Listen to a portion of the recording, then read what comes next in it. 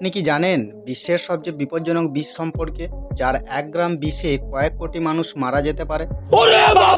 বন্ধুরা, এটা জানার আগে আপনি যদি ছেলে হয়ে থাকেন তাহলে অবশ্যই ভিডিওটিতে লাইক করবেন, চ্যানেলটিকে সাবস্ক্রাইব করবেন, আর যদি আপনি মেয়ে হয়ে থাকেন তাহলে অবশ্যই কমেন্টে ফিমেল বলে লিখবেন। বিশ্বের সবচেয়ে বিপজ্জনক বিষ, যার নাম হলো পোলোনিয়াম 210।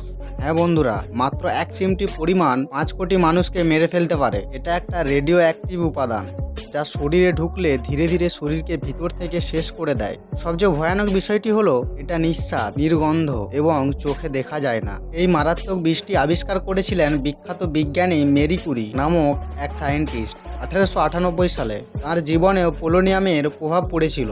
পোলোনিয়াম 210 ব্যবহৃত হয়েছিল কিছু গুপ্ত হত্যায়, কারণ এটা শরীরে ঢুকলে কেউ সহজে বুঝতে বা ধরতে পারে না। এটা শরীরের কোষ ধ্বংস করে, অঙ্গ বিকল করে দেয় আর ধীরে ধীরে মৃত্যু আনে।